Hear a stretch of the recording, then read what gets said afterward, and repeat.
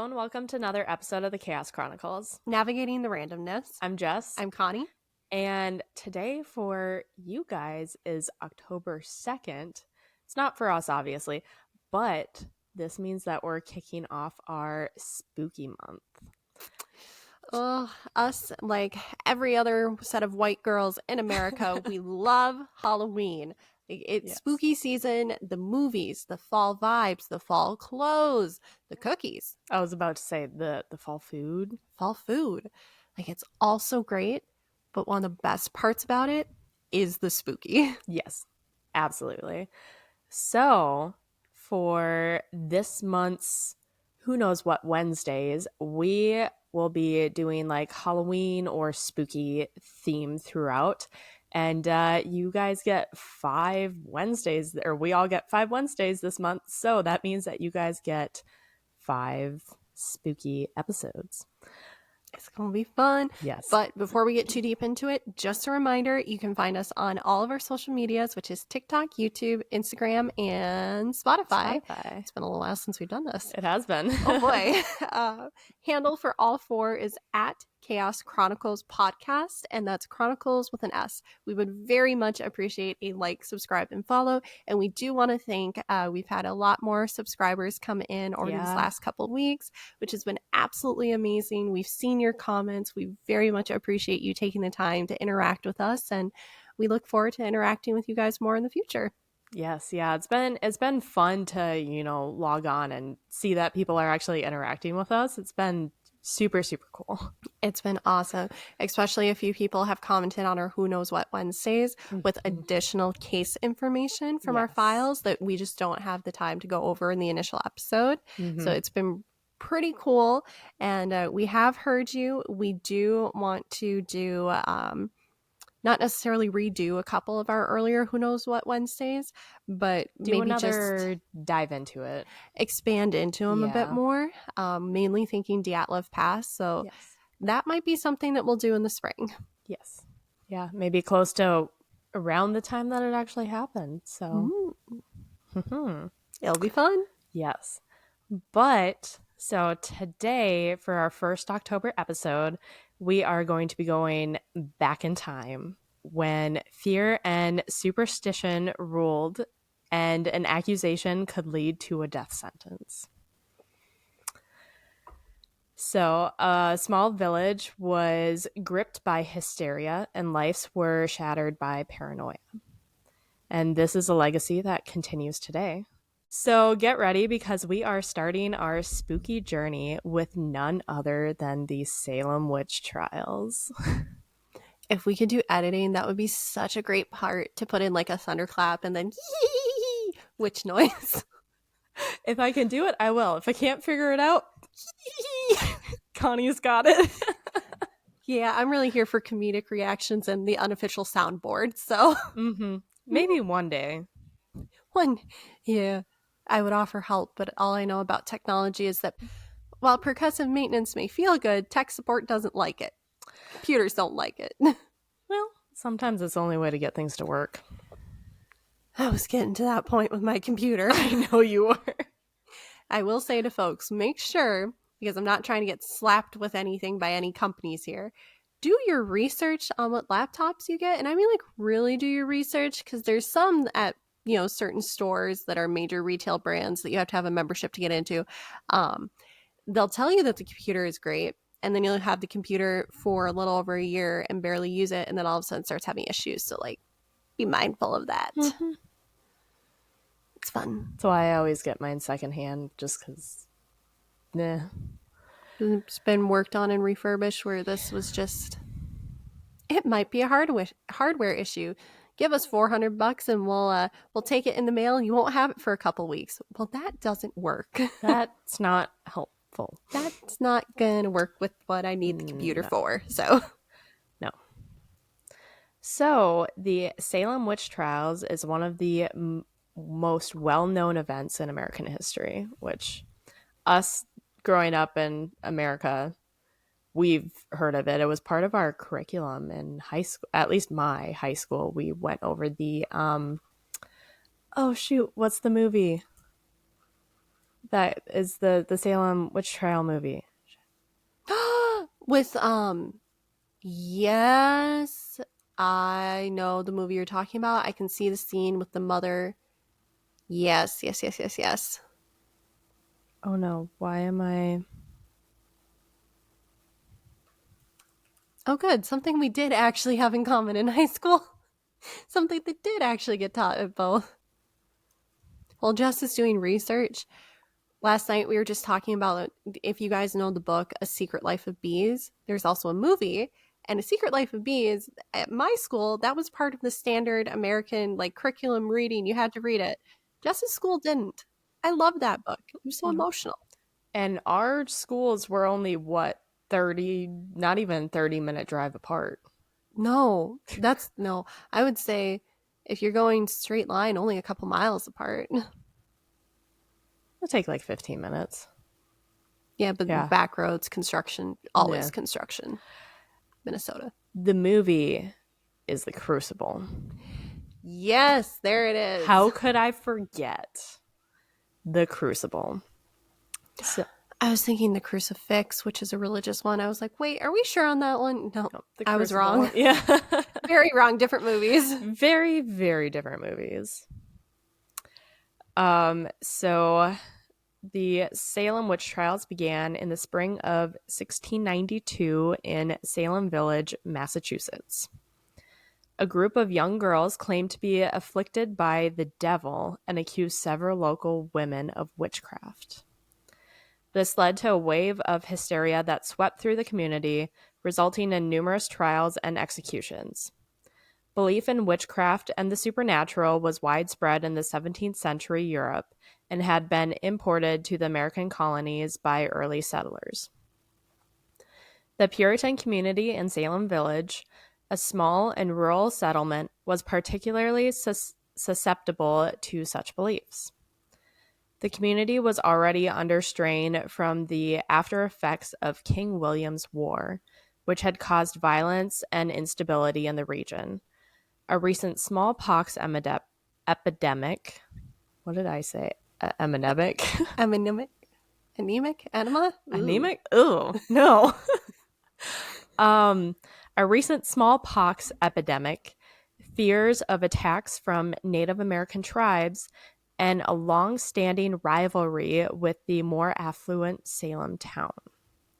So these factors created an environment of fear and suspicion that was ripe for the witch trials.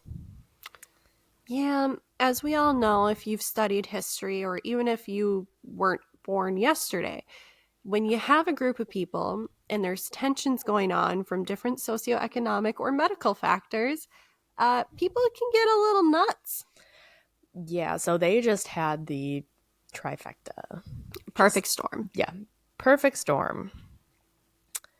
So the Salem witch trials were largely instigated by a group of young girls in Salem Village whose strange afflictions and accusations sparked the initial wave of the hysteria.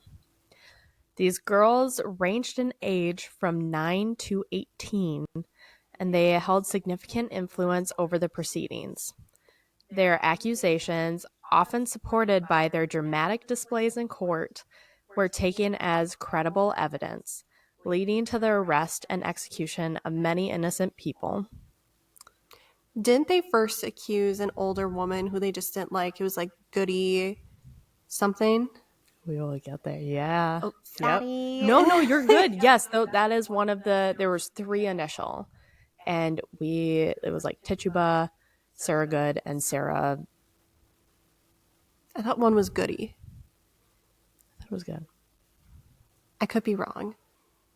I just remember at the time I learned about this. I don't want to go down too far. I'm going to get lost in my notes. Yeah, no, it's good. We'll circle back. Yeah. But all I can remember is when I first learned about this, because I had heard Salem witch trials, and as a kid, you're thinking like, ooh, this sounds exciting. This sounds exciting.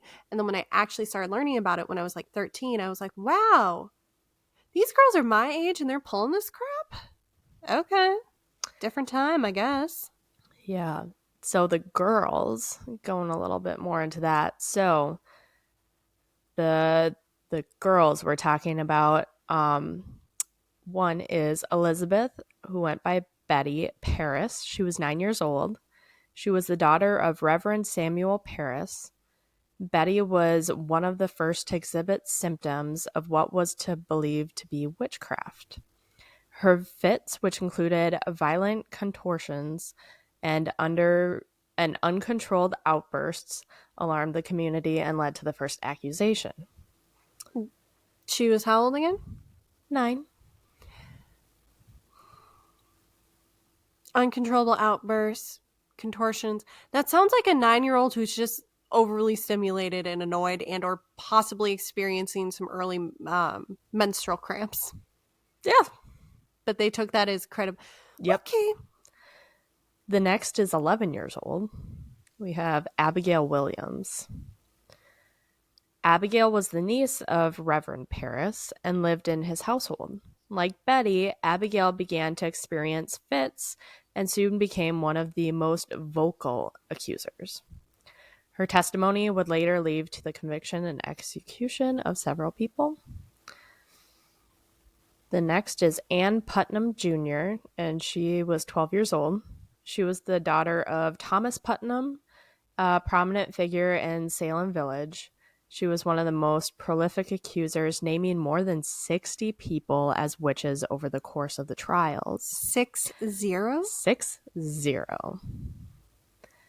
Insane. You know, this is the one. I don't know all of history, obviously, but this feels like it's the one time that people are actually listening to girls, which there have been plenty of times in history girls were trying to help, but this is the one time they're actually listening, and I'm like, really?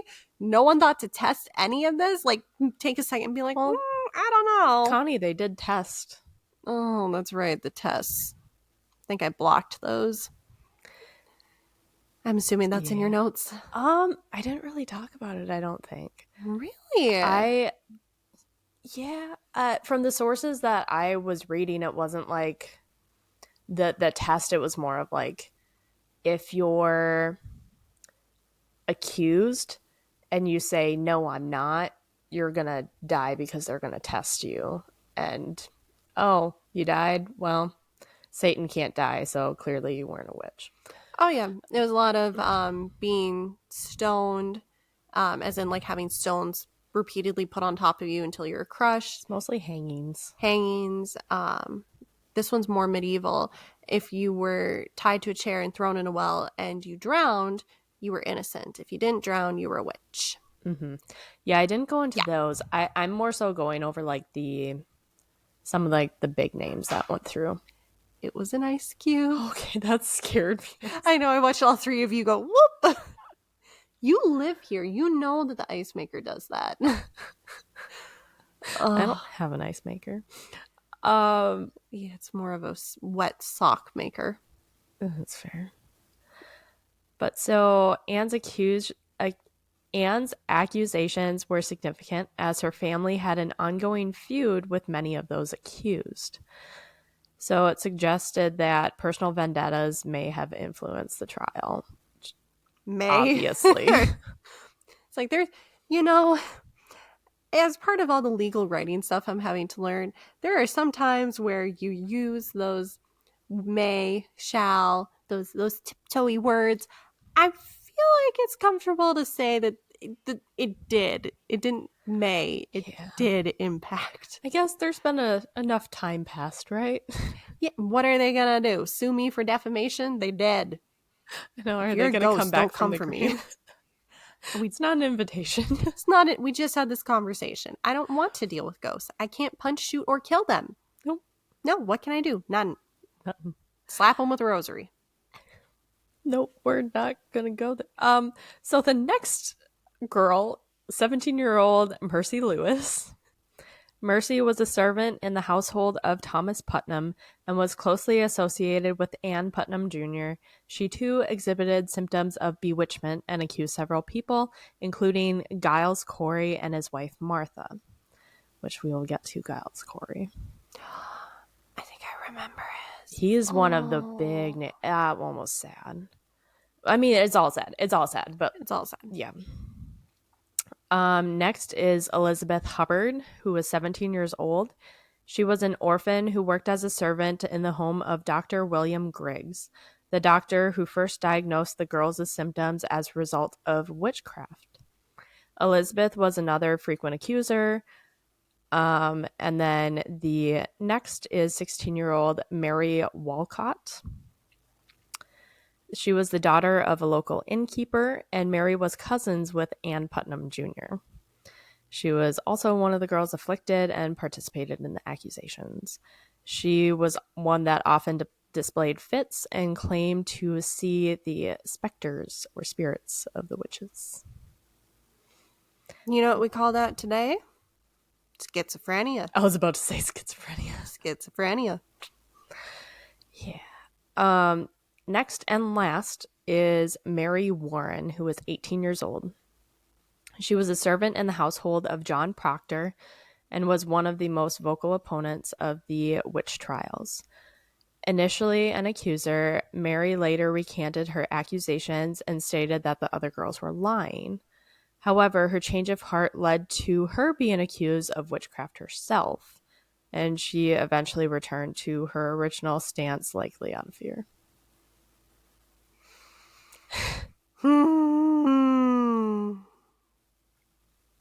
You know, Yeah.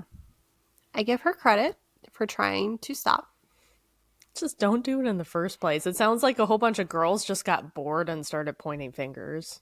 I mean, there wasn't a lot to do back then, and I also understand, like, oh, we're girls that, normally we don't get listened to, period. So now all of a sudden we have power. I'm going to use it. Like, I get that. But also, don't kill people. don't get people killed for BS reasons. Because one of the things I remember is, like, one of the signs of the devil that they looked for was, like, the devil's teat is basically what they called it. Do you remember that? Yep. Where it's like if a woman had a mole on her body, it was considered how the devil, like, took It's energy the devil's for her. mark. Yeah. Devil's mark. And I'm like, do you know how many people have moles genetically? I would have been killed immediately. Like, serious. Well, I probably would have made enemies and been killed immediately for a host of different reasons. But, just so arbitrary and gosh. Yeah. Yeah. So now these dramatic behaviors that I was saying. So the girls were known to exhibit uncontrollable fits, convulsions, and seizures during the trials. They would often writhe on the floor, contort their bodies, and scream in what they claimed were manifestations of the witches' curses. These fits were described as being violent and often accompanied by strange supernatural phenomenon such as flying objects or sudden outbursts, which they claimed were caused by witches. Yeah. I know that this was admissible evidence at the time, but flying objects. Oh, you mean like someone picking up an object and throwing it? Look, it flew. I'm a witch. Every time I learn about this is one of those where I put it in the back of my mind until I'm reminded. And then I'm like, oh my God. Why? Because humans be stupid. That's why. Even that young there, that would have been considered. You're a witch. I'm a witch. Witch. Do you know how nice that would be if I could just, like, what's the genie in a bottle, like, wiggle the nose, Samantha, whatever that is, Sabrina the witch. Sabrina. Just, like, ooh, magic. My homework is done. Woo! Right. The girls also would sometimes enter trance-like states during which they appeared to be unresponsive to their surroundings. In these states, they would accuse specific individuals of witchcraft, asserting that they saw or felt the witch's influence on them. They also reported having visions or hallucinations of the witches tormenting them. The visions often included seeing the spirits of the accused, causing harm to them, or appearing to them in dreams or waking moments. The girls claimed that these visions were proof of the witch's supernatural power over them. We had a low standard for proof back then. My word. He said, she said. Yeah, no kidding. She said, she said. She said, she said, she said, she said, Sally sells seashells by the seashore. I don't. So during their episodes, the girls would name specific individuals as witches responsible for their afflictions. They claimed that these individuals had sent their specters or spirits to harm them. Their accusations often targeted people who were socially marginalized and had personal disputes with others or were outsiders of the community. So during court, the girls would perform dramatic demonstrations for the courtroom, such as fainting, pretending to be struck by invisible forces. These performances were intended to convince the court and spectators of the reality of their suffering. They often claimed that the accused witches were physically attacking them, which added urgency and credibility to their claims. Can you imagine if this was still the standard today? I know. That would be insane. I can't. The girls were influenced by the authority figures in the community, such as ministers and Yep, magistrates, who were already inclined to believe in witchcraft. Their behavior was often validated and encouraged by these authorities, which helped solidify their claims. Sorry, she was sleeping with her eyes open for a second while running. I'm like, wow, hell of a time to look like you're possessed, Ruby. She does that a lot, and it drives me nuts because it's so creepy. Oh, that was the wrong way. See, now if I saw that in court, I'd be like, okay, it's 1700s. Then I'd be like, ooh, that's spooky. Dogs were accused too. 2 dogs were accused and shot. One more time? Yep. I didn't write it in here because I wasn't going to say anything, but you were just talking about Ruby being possessed, so I figured I'd throw it in there. They shot 2 dogs? 2 dogs were accused of witchcraft, and they couldn't prove it, obviously, so they just shot them. Yeah. And that's all we're going to say about that, because I kind of skipped over that part. You know, that's going to be real interesting. If the phrase, all dogs go to heaven is true, these people, they're going to die, and then they're going to see St. Peter, and St. Peter's going to be like, I'm not going to pass judgment. Hey, Fido, what do you think? And Fido will be like, rough, straight to hell. There you go. I'm just saying. Pretty sure that's a whole thing in the Bible about do not harm God's good creatures. I mean, because of St. Francis, we have St. Francis Day now, where they do like animal blessings. I know my church has done it for years now, where they have animal blessing on St. Francis's Day. That is hard to say. Yeah. But yeah, no, okay, so they killing everybody. Yep, they killing everybody. So to continue about these girls, the support from influential community members gave the girls' accusations added weight and legitimacy in the eyes of the court and public. Some of the accused witches, under severe pressure, confessed to witchcraft and named others that they claimed were involved. The girls used these confessions to reinforce their own accusations, claiming that the accused witches' confessions validated their own experiences. These testimonies created a self-reinforcing cycle of accusations and confessions that fueled the hysteria even more. What a scary time to be alive. No kidding. You know, you've heard of mob mentality. This is totally mob mentality.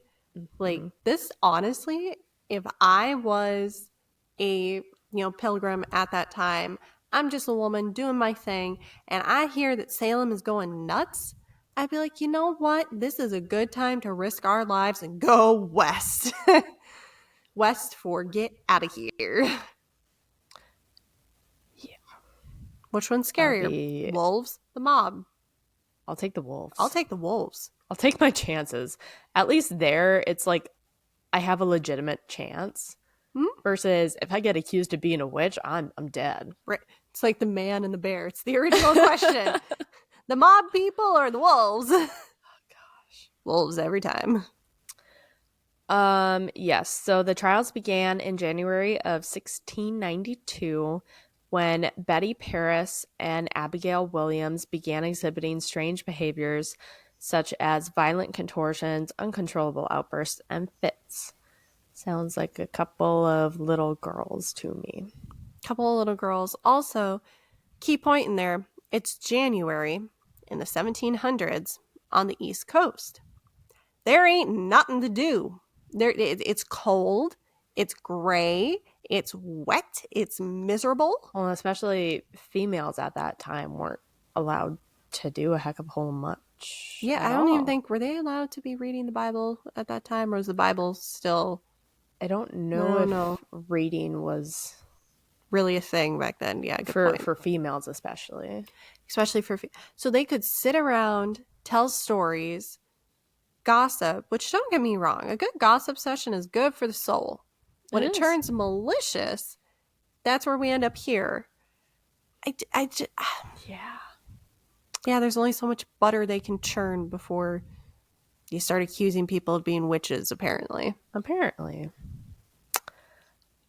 So the symptoms soon spread to other girls, the others that I named earlier, and the local doctor, William Griggs, diagnosed these behaviors as a result of bewitchment, and that heightened the community's fear and suspicion. In late February of 1692, arrest warrants were issued for 3 women: Tituba, Sarah Good, and Sarah Osborne. So these women were among the first to be accused by the afflicted girls of practicing witchcraft. Tituba was an enslaved woman of South American Indian or African descent who was a slave to Reverend Samuel Parris, the minister of Salem village. She had been brought to Salem from Barbados. Sorry, real quick, does anyone else feel a little bit of that irony there, that the Reverend has a slave? Mm-hmm. Yeah. Okay. We'll just pass over that one, but okay. Yeah. Just had to highlight that. So Tituba was one of the first people accused of witchcraft, largely because she was an outsider and had been practicing some folk rituals and storytelling that the Puritans saw as suspicious. I'm just picturing like the crucible in my head aren't they all like around a fire and dancing and chanting or something, and that's what caused the start of it? I don't remember. It's been a long time since I've seen that movie. It's been high school. I think that one was middle school for me. I think it was 7th or 8th grade. But also at the same time, if you think she's an outsider, here's an idea. Don't have slaves. Don't take slaves. There you go. Yeah. Wild thought there. Weird. That thought would have gotten me persecuted as a witch. Oh, no. Oh, no. When the doctor suggested that the girls were bewitched, attention quickly turned to Tituba. Betty and Abigail accused Tituba of using witchcraft to afflict them. On February 29th, 1692, the arrest warrant was issued for them, like I said. During her interrogation by the magistrates, Jonathan Corwin and John. There wasn't a lot of variation in white folks' names back then. Jonathan Corwin and John Hawthorne. Tituba initially denied any involvement in witchcraft. However, she later confessed under pressure, likely to save herself from harsher punishments. Tituba's confession was detailed and vivid. She claimed that the devil has come to her and that she had been forced to serve him. She also described encounters with strange animals and supernatural figures, and she implicated others, suggesting that there were more witches in Salem working for the devil. Tituba's confession confirmed the villagers' fear that a diabolical plot was underway. Yeah. This is why, in today's world, most, if not all places, all courts, do not tend to take confessions that are under duress. Weird. Weird. It's almost like humans have a natural self-preservation, so they'll say stuff to make the torture stop. Weird. Bizarre. What a weird concept. So despite her confession, Tituba was actually not executed. So what now? Yeah. She remained in jail for over a year as her owner, air quotes for those of you listening, Eye roll for those of you listening. refused to pay the fees required for her release. Yeah. So eventually she was sold to someone else, but no one knows what happened to her after that. Yeah. You know, it's very selective on the morality or the morals in this town. Oh, it is. It is. And unfortunately, that was also the time period. Yeah. 1700s. Yeah. Not. Honestly, there's some argument that goes today. I know some people that are very picky and choosy about their morals, and I'm like, really? Thought we could all agree that a couple of these things are really bad, but okay. Apparently not. Apparently not. All right. So the next victim, Sarah Good. Sarah Good was a poor woman who lived in the margins of society in Salem. She was known to beg for food and shelter from her neighbors, and her husband, William Good, described her as being difficult and quarrelsome. Which, roughly translated in today's terms, means she wasn't completely meek, docile, and, I don't know, abused, traumatized. Wasn't the perfect woman back then. Yeah. Wasn't the good housewife back then. Yeah, she wasn't the good housewife. You know, she probably made eye contact. Cardinal sin. How dare she? How dare she? Yep, she didn't lower her head fast enough for her husband. For those who are not getting that, heavy condemnation and sarcasm here. I've been told I can be a bit dry, so I'm like, I need to clarify before the internet runs with that. Because people on the internet don't always do critical thought processing. So, due to her social status and behavior, Sarah Good was an easy target for accusers. So, Sarah Good was accused of witchcraft by the same group of girls who accused Tituba. They claimed that Good attacked them and caused their fits. So, she again was arrested alongside Tituba and Sarah Osborne. During her trial, Sarah Good continuously denied being a witch.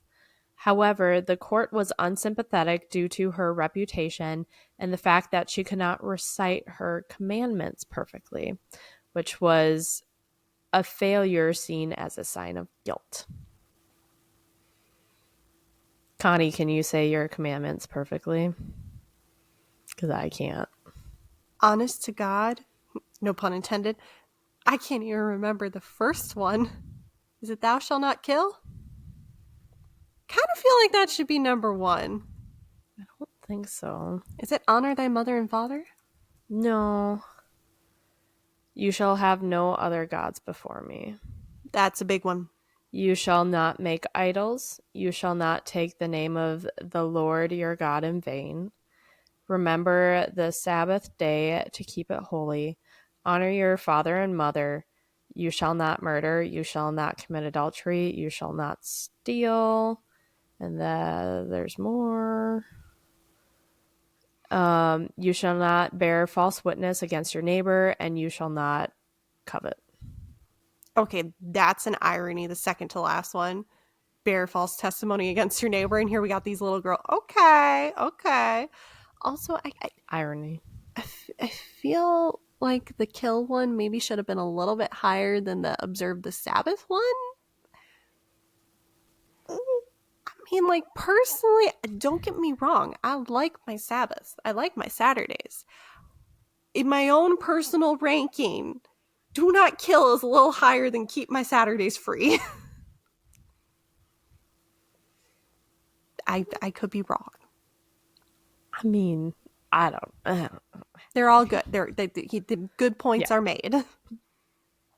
So, this is something that I didn't know.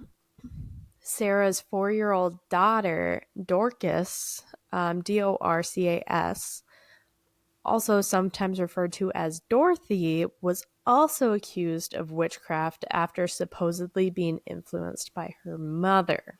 She's 4, and also Dorcas. Dorcas?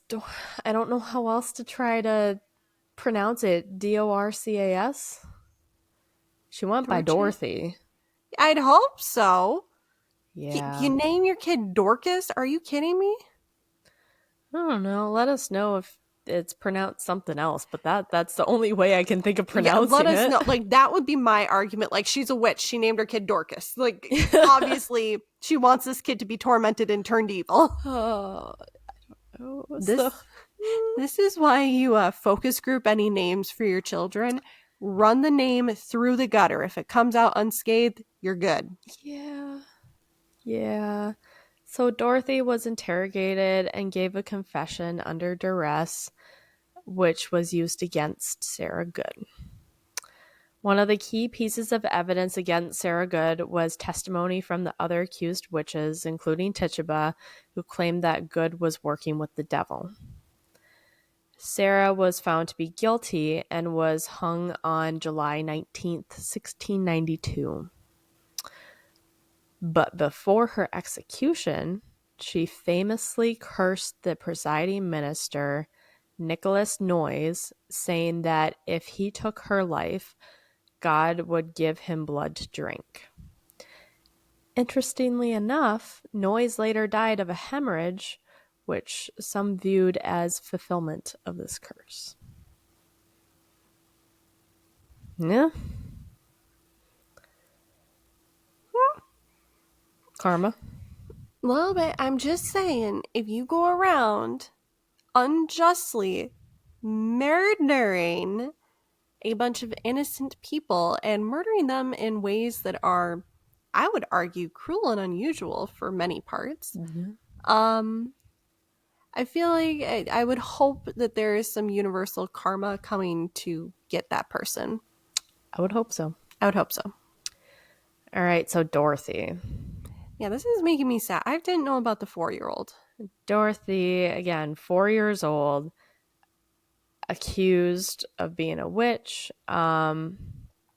She was interrogated by magistrates Jonathan Corwin and John Hawthorne. During her questioning, she was reportedly coerced into giving a confession. She's 4. How can you ethically interrogate a 4-year-old? I don't know. In court. You interrogate your 4-year-old at home all the time. Did you eat that? Did you spill that? Did you do that? That's fine. But to this level, and like at this age, she was just probably confused and scared and was like, yeah, whatever you say. 4-year-olds, if you tell them, oh, you're such a pretty princess. I'm a princess. Oh, you're such a cute little cat. I'm a kitty cat. Like, yeah. They are so moldable. They are. And they're like, oh, you have to be a witch. Oh, I guess I have to be a witch. Yeah. She probably didn't know what that was. Sorry. Probably not. She probably had no clue what was going on. She's 4. She's 4. Sorry, that's not funny. But it just reminded me of the TikTok or the reel going around that's like, hey, do you want a beer? And then the other guy's like, she's 4. And the other guy's like, I don't know. What am I supposed to do with it? Yeah. See, that is a better response than don't give children beer. No, don't. But I'm going to arguably say that's still a better approach than let's put you on the stand and accuse you of being a witch and then kill you. Did they kill her? No. Oh, good. I'm happy to be wrong. Yeah. So, but she was imprisoned. So Dorothy was imprisoned alongside other accused witches. The conditions in the jail were harsh especially so for a young child. She was held in the Salem jail and later transferred to the Boston jail, where conditions were similarly as grim. Dorothy remained imprisoned for several months. Her release came after her mother was executed. She was released in 1693 after the public settlement against the trials had begun to shift and the witch hunts were winding down. The exact details of her release were not well documented. Are we surprised? No, not really. But it is known that she was eventually freed. However, the experience left her traumatized and in poor health. Yeah, she's in very formative years, and Mm-hmm. she's in jail, and she is more than likely malnourished, deprived of sunlight, energy, socializing. Yeah, those are key social years too. So, like, taking everything else out, you isolate a 4-year-old. Kill her mother. Yeah. I was just saying, just if you just isolate a 4-year-old, it's going to be bad. Like, and then start putting in all those other things, it's insane. Insane. Yeah. So, yeah, that's all I Mm. have on her. You know how we've talked about how there's many things we will never have an answer to on this end of life? Mm-hmm. That would be one that when I'm on the other side, hopefully upstairs, not downstairs, that would be one where I'd be like, can I ask what happened to the people that did all this, to the innocents in the Salem witch trial? Like, where'd that land on the cosmic scale? Right. Yeah. So, Sarah Osborne, she was an elderly woman in her 40s, which back then, Connie, back then, Back then, good point, good point. You and I would be damn near decrepit then. I know, yeah, no. Um, back then, 40s was old. So she was an elderly woman in her 40s who had not attended church regularly for about a year because she was ill. She was involved in legal disputes with the Putnam family, which may have led her to become a big target. Again. May. Sure. But unlike Tituba and Sarah Good, Osborne was a higher social status, but her lack of church attendance and her legal troubles made her vulnerable. Like Good and Tituba, Osborne was accused by the group of girls who claimed her to be a specter tormenting them. So her involvement in the legal dispute with the powerful Putnam family. Why did I write that so many times? I mean, it is important because it was used to condemn her. It is important, but I don't need to write it because I've skipped over many lines that said it. I'm like, why did I write it so many times? Clearly, I was not thinking straight writing these notes. Well, if it makes you feel better, the content of the notes, the people who were doing it were not thinking straight. So Fair. they're freaking killing dogs and torturing 4-year-olds. Yeah. So Osborne denied the charges against her and asserted her innocence. But despite her protest, the girls continued to accuse her of witchcraft. And then she maintained her innocence throughout her trial the whole time. She was actually not executed, but she died in prison on May 10th of 1692, which was likely due to the harsh conditions and her already frail health issues. So, Giles Corey. Giles Corey, remember when I said that being 40 years old was old for this time? So, Giles Corey was a farmer in his early 80s. So, yeah. So, when the Salem witch trials began, he was in his early 80s. He was a well known and very respected member of the Salem village community, though not without controversy. In 1676, Corey had been involved in an incident where he beat one of his farmhands to death. What led to that? Do we know? Nope, no idea. Not that I could find. If you guys know where I can find that, or leave it in a comment below, because I couldn't find anything. And I'm not trying to go for the little itty bitty details, because otherwise our whole October would be filled with like Multi parts. all 5 episodes for our October month would be 5 parts of the Salem witch trials. Because it wouldn't be hard to do. There's so much No, information. there's so much. I'm at the tip of the iceberg. Yeah. I'm very curious because beating someone to death, you gotta have a real good reason or you're a psychopath. Well, it was also 1676.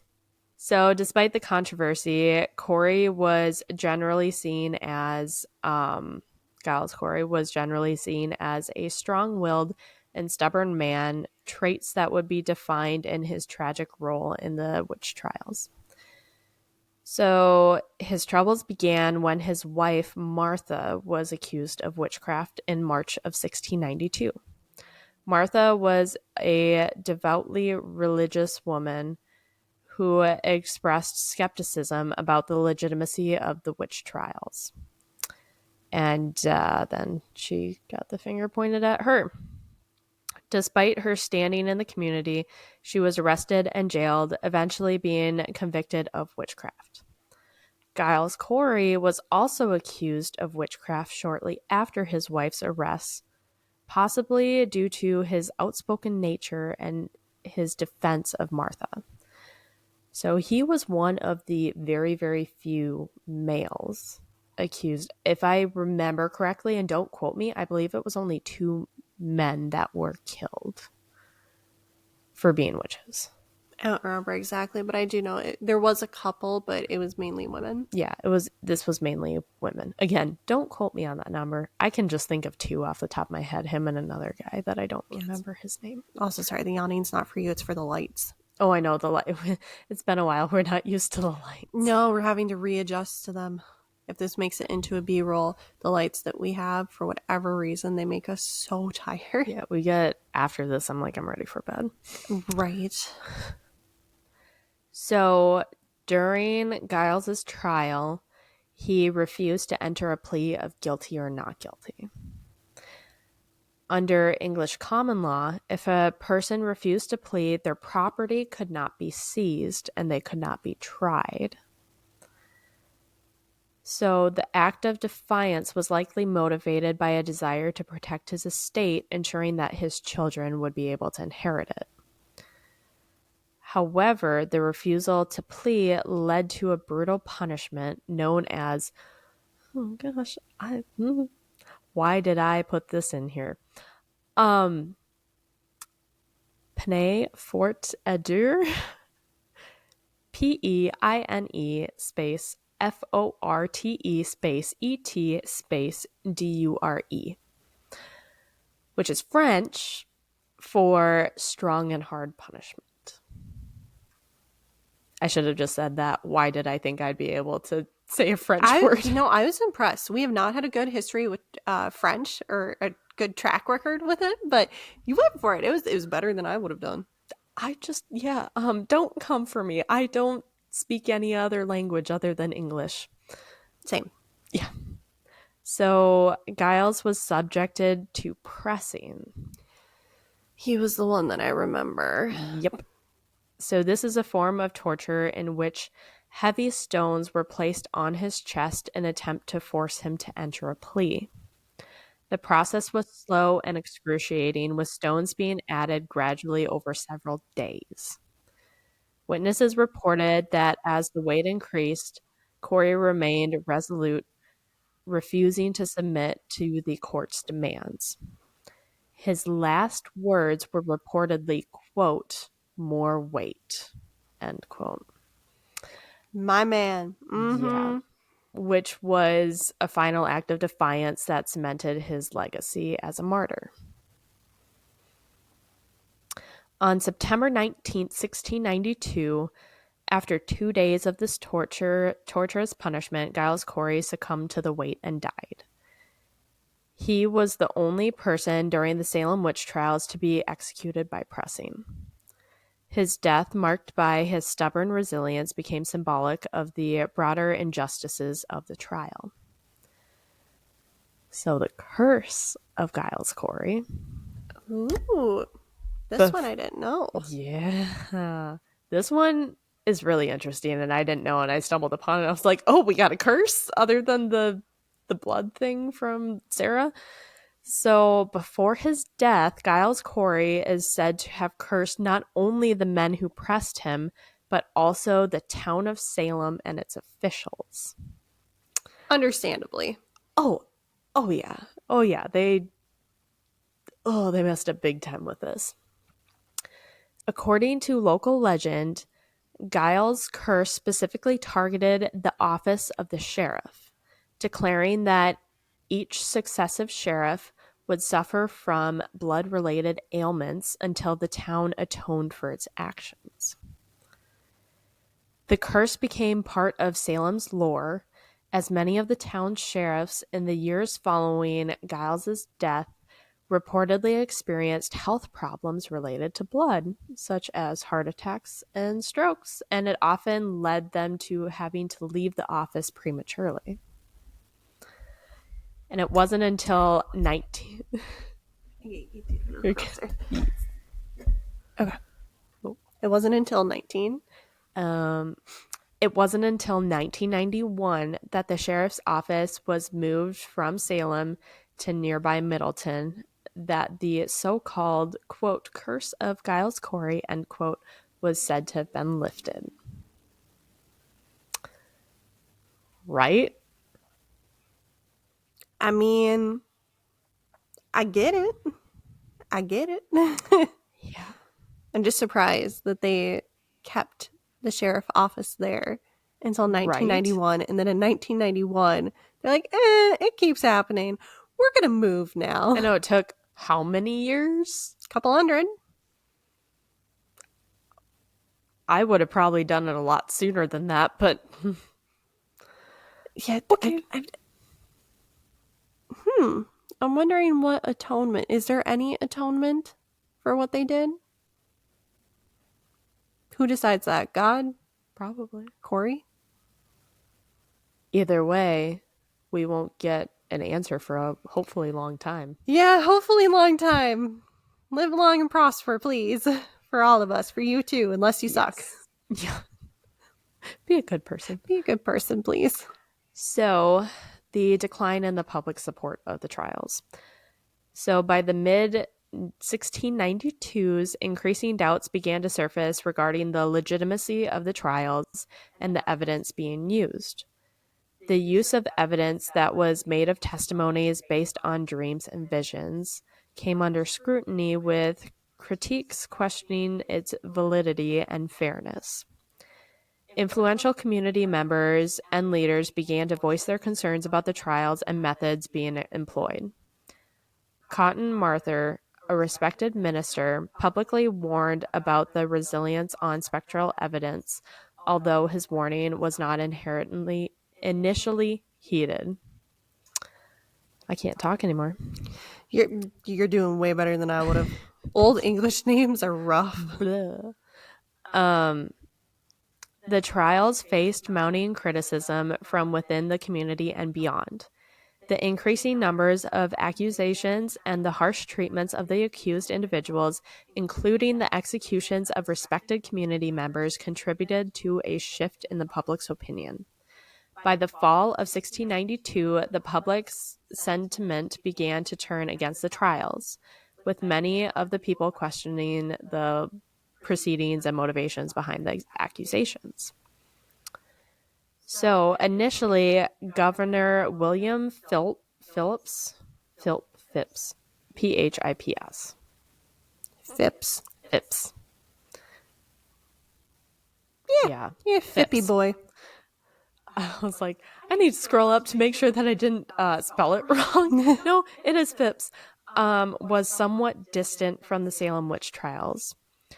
The trials were conducted by the Court of Oyer and Terminer, which was established by Phipps in May of 1692, but he did not actively intervene with the proceedings.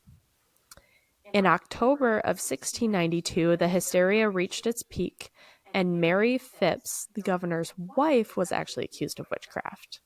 I remember this now. Yep. I remember this from the Crucible. Yeah, so the accusation had a profound impact on Phipps and his response to the trial. So Mary was not formally arrested or tried, but her being named in accusations brought the crisis closer to home for the governor. Following his wife's accusation, Phipps took more of an active role in addressing these trials. His personal stake in the matter likely influenced his decision to intervene. Phipps responded by dissolving the Court of Oyer and Terminer in October of 1692, and this court had been handling the witchcraft case, and its dissolution was a direct result of growing public backlash and the personal impact on Phipps. He established a new court with different standards of evidence, explicitly instructing it to disregard spectral evidence. This move was intended to address the flaws and excess of the previous trials. Took him long enough, but, I know, we're right? getting there. Kind of. Yeah, so this was seen as the turning point, essentially. But the damage was done already. So in early 1693, Governor Phipps began to grant pardons and release those that had been imprisoned on witchcraft charges. And by May of 1693, all individuals who were imprisoned on witchcraft charges were released and the trials lost their momentum. So in January of 1697, Massachusetts General Court declared a day of fasting and soul searching for the tragedy of the Salem witch trials. The court later deemed the trials unlawful and offered restitution for the families of the victims. Sorry, I thought you were about to say something. It was just Zeus. Just Zeus. He's concurring. Oh, gosh. Yep.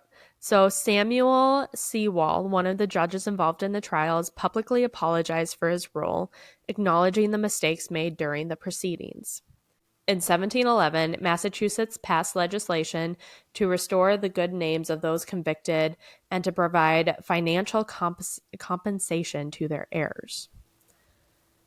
So, essentially, aside from Giles Corey, everybody that was accused lost all of their land. Even if they were seen as, even if they were released, they didn't have their land to go back to. It was gone. Mm-hmm. Yeah, human greed can do that. Yeah. So the big question, why did the girls do what they did? So the first, social tensions and fear. So Salem Village was a place of significant social, economic, and religious tension. The village was divided between those who supported the more traditional Puritan values and those who were more aligned with the economic opportunities in nearby Salem town. The fear of outsiders, coupled with anxieties about the community's future, created a fertile ground for paranoia. The next are psychological factors. So the girls who made the initial accusations were young. Betty Paris was only 9 and Abigail Williams was only 11. Some historians believe that their behavior could have been influenced by stress, boredom, or even subconscious desires for attention in a restrictive religious environment. Yeah. That's what you're talking about. I feel like there's a good chance on that one. I do too. So superstitions and belief in the supernatural. So at that time, belief in witchcraft and the devil's ability to possess people was very widespread. The Puritans believed that the devil was an active force in their lives, and the idea that someone could be a witch was taken very seriously. The next is ergot, ERGOT poisoning theory. You I know was this one? just wondering about that. I was trying to put it together in my head. I'm like, was that one this one, or is this one Roanoke? No, I think it's It this was one. this one. Yep. So, a scientific theory proposed in the 1970s suggests that the girl's strange behaviors could have been caused by ergot poisoning. This is a condition resulting from consuming rye bread that was contaminated with fungus. Ergot can cause symptoms such as hallucinations, muscle spasms, and delusions. This could explain the fits and strange behaviors exhibited by the girls. Could be.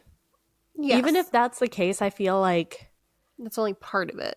it is only part. It definitely feels like it was more of the societal religious oppression deal. I mean, like, if it started out as this and the doc's like, because obviously they didn't know what this was back then. He's like, classic case of bewitchment. It, And then the girls are like, oh, that's what's wrong with me. And then they're kids, so they lean into it. hmm? And I can see that being picked up by others. Hell, girls, we have this thing where we can sync up on our hormones. It's fun. I'm It's shaking my head. great. Yeah. We're like, I can totally see it that like one girl is acting all woo woo woo and hormones are going all woo woo woo woo, and maybe another girl starts getting a little woo woo woo woo. I'm not hating against women here. I'm saying that our hormones can sync up, but if you have a developed brain, you can always adjust. You These can. are Yep. children, though, so Makes it a lot harder. it makes it a lot harder. But that's why if you notice that your girlfriend, wife, or your friend or your sister, whoever, if they are PMSing and they've got a friend who's on the same cycle as them and they're PMSing together, that's when you give love and space. Yeah, because that's just a. Yeah, it gets big. So the next potential factor is family feuds and personal grudges. Some of the accused were individuals who had long-standing feuds with the families of the accusers. In a small, tightly knit community, these personal conflicts could have been a driving factor behind a lot of the accusations. Oh my God, yeah. Small towns hold grudges. Oh, absolutely. And then the last one that I have here is pressure and influence. So once the initial accusations were made, the situations escalated quickly.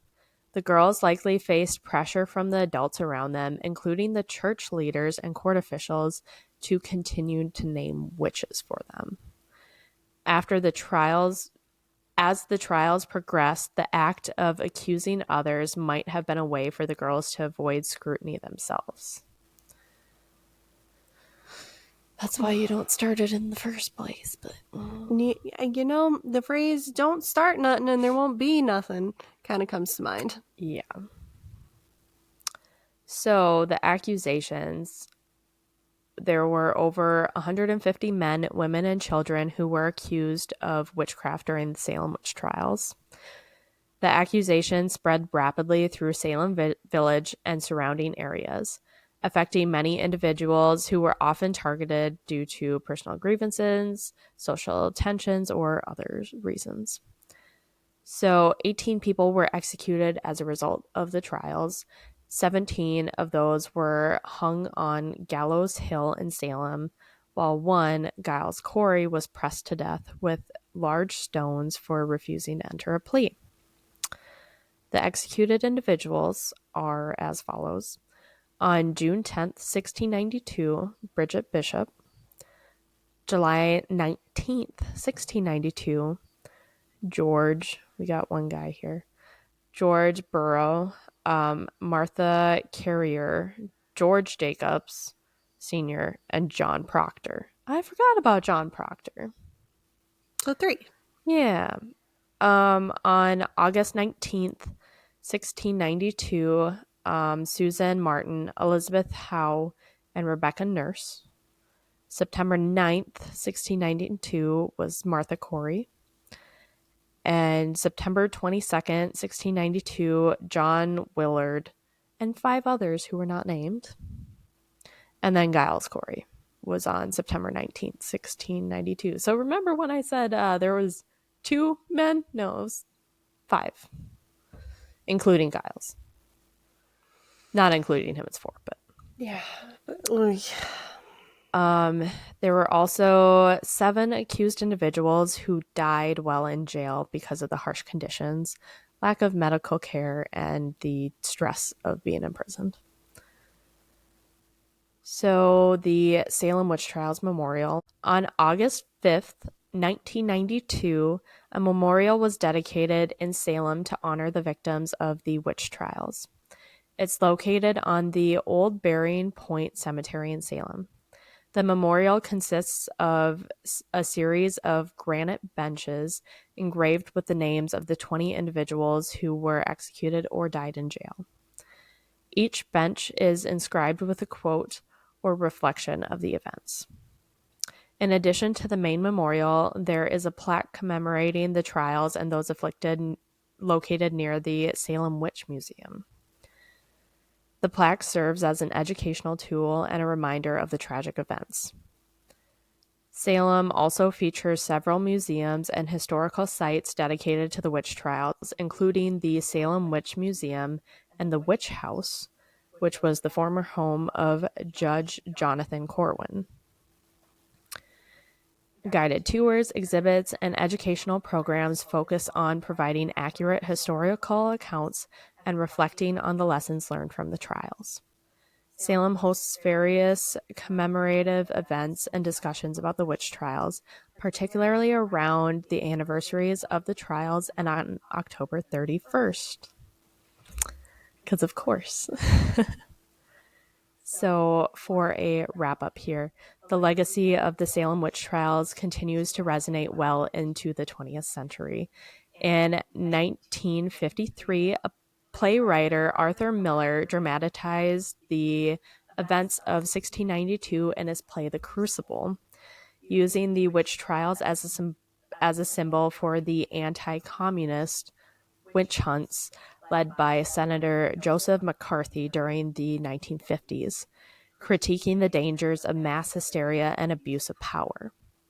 Miller's play highlighted the parallels between the 2 periods of American history, showing how fear and suspicion can lead to the persecution of innocent people.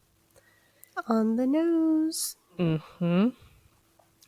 In 1992, on the 300th anniversary of the trials, a memorial was dedicated to the victims of the Salem witch trial. The memorial, located in Salem, was dedicated by Elie Wiesel. I don't want to say his name wrong. He was the Holocaust survivor and the Nobel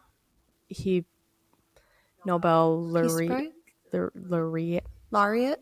Yeah. Laureate. I always say it wrong. I apologize. I can Elie see Wiesel. He wrote books. He's one of the most famous Holocaust survivors. I think we had to read like 2 books of his in high school. Yeah. But so he emphasized the importance of remembering the past to prevent such tragedies from occurring again. The Salem witch trials remain one of the most infamous examples of mass hysteria in American history, a cautionary tale about the dangers of scapegoating, fear, and the erosion of justice in the face of widespread panic. And then, so that's the end. And my resources, because I'm going to ramble that off real quick, I used Britannica, Smithsonian Magazine, salem.org, and history.com. This whole thing was so preventable. It was led by not even teenagers. Well, a good group of them were, but Preteens. The first 2, a 9-year-old and 11-year-old. Just wrap your head around that. I mean, today, like, my niece is about to turn 10. If she came to me, I was like, my neighbor's a witch. I'd be like, okay. My niece is 11. And if she came to me right now, I'd be like, okay. So I'm going to ask you some follow-up questions. And we're going to get down to this, but I don't think your neighbor's a witch. In today's day and age, neighbors that act like witches are either into crystals or drugs. Drugs. Yeah. But yeah. So, like I said, this was a very brief overview of the Salem witch trials. We could Tip of the iceberg. Yeah, we could go on and on about it. But I wanted to just start off this October experience with A relatively straightforward one. Yeah. Yeah. Very weird. Yeah. No, the rest of them, we've got some. Don't worry, there's still some true crime that's Halloween related. Yeah. Good or I don't know if I should say don't worry. Like, yay. Uh-huh. But we got a few of those. We've got some about some myths and legends and some spooky ooky stuff. So we look forward to seeing you guys. And if you have any suggestions for other episodes for either Who Knows What Wednesdays, which can really be literally whatever. Yes. It's usually true crime, but we can do something else. We are open to a lot. We are open to a lot. And we do actually have an email that you can send suggestions to, which is Chaos Chronicles Podcast 24@gmail.com. Chaos Chronicles Podcast 24@gmail.com. Chronicles with an S. Yep. And that will be linked below in our description. All of our social medias will be below for your convenience. Yeah. I think that's all we got. That is all we got for today.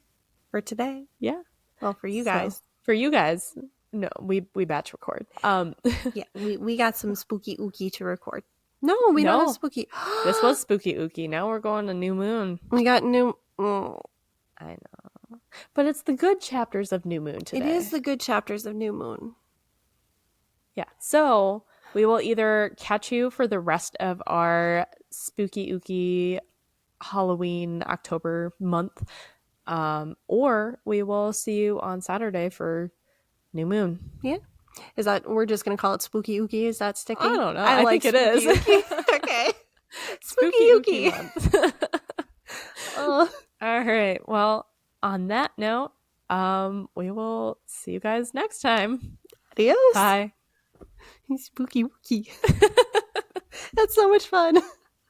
It's sticking. I didn't think it would. It's sticking. No, I said it offhand, but now I'm like, spooky ooky. Spooky ooky month.